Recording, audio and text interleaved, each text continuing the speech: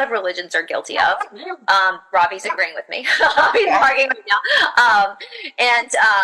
And so I started to practice yoga. My first practicing of yoga was really more recovery from running. I was a long distance runner. But then I started. Mine is just waking up as well. He's woken mine up in the background. Oh, really?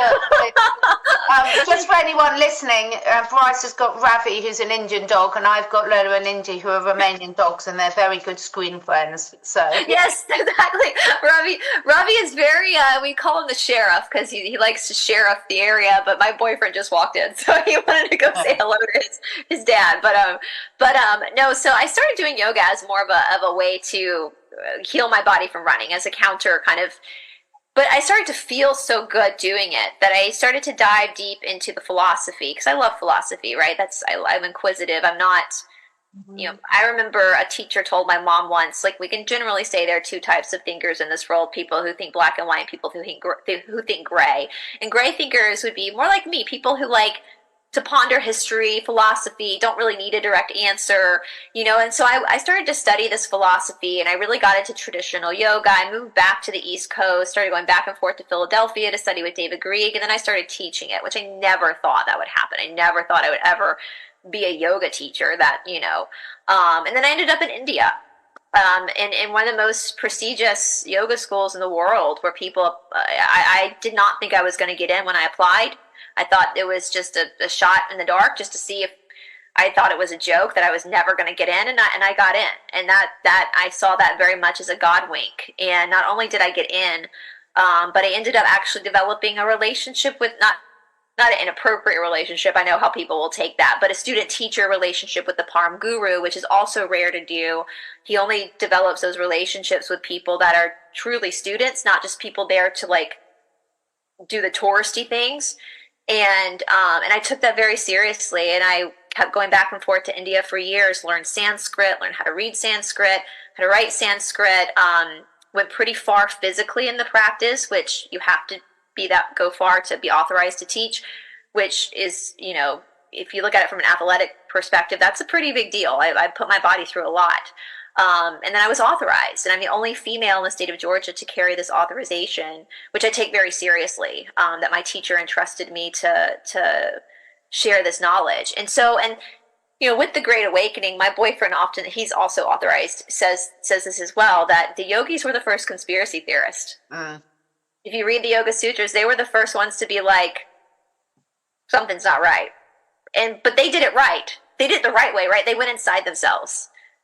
They went into their bodies, into their own thoughts, and examined themselves to find the truth. They didn't point the finger and blame other people. They went within to realize what was going on and why things felt off, which is kind of what saved me, actually. We'll get into it, but what eventually kind of saved me from the truther community was those original teachings. I love it. I absolutely love it. And, that background of knowledge, most of us have been on long journeys and have accumulated this from so many different ways. But with your background in all these different areas, what does deprogramming mean to you? I mean, how would you define it? And how did you first wake up to this sort of mass programming that we've all been under?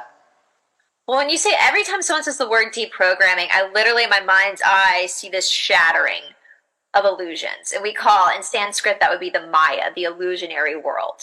And I think that's really what's happening, is that we're leaving the illusionary world behind. And that's a multitude of things. That's a very vast topic to talk about.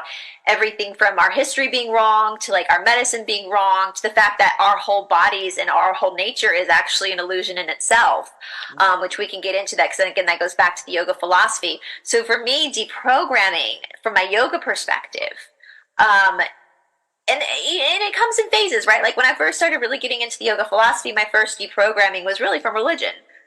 Because I always had a problem with the fact that the Christian church, which I think most of us were kind of grandfathered into that faith, that there was one way to get to heaven and that was it. And I always had a problem with that, because in my mind, that didn't make sense. In my mind, a loving God would not do that, right? Like these two are not the same. A loving God, Catherine, you're a parent. I'm an aunt. No matter what my nieces and nephews did, no matter what you would still love them as. Absolutely. Like you would never cast them into hell for eternity. And that always didn't sit right with me. That was that cognitive dissonance. Like that did not sit right with me. Um, I never, and so getting into yoga helped explain all of that. Like, oh, no, of course not, because there's really no sin. Sin just means to miss the mark. It means that we're making karmic mistakes to really try to figure out the fact that we're not our nature, we're our soul. And so now this makes more sense to me. Like that. So that deprogrammed from religion, and that's true with a lot of religions. But then you also have the hardest part for me is the history, because I always loved history. I could always growing up, I never had to study for a history test. I just remembered it. I took it in. To me, it was like a story. It was like reading a great novel. And so for me to have to confront in my own research that our history might not be true, that was a hard one. But I did it because I want the objective truth. And even though a lot of what we're looking for in the objective truth becomes subjective because we don't have all the information, I also, Aristotle's quote, it's a sign of an intelligent mind when you can entertain ideas without accepting them and not cling to these ideas, because again, that comes back to the yoga. To cling to an idea, to an opinion, like it's the truth, is not. That's to ignore your soul, right? To not cling to these opinions, but just see them as thoughts, and that's it. But that was hard. And so going down that journey of being able to like hold on loosely to things, but be able to let them go when I need to, that's been a huge lesson. And I'm glad I have my practice to help me get through that, because those mental, it's incredible like how programmed, I mean, even look at the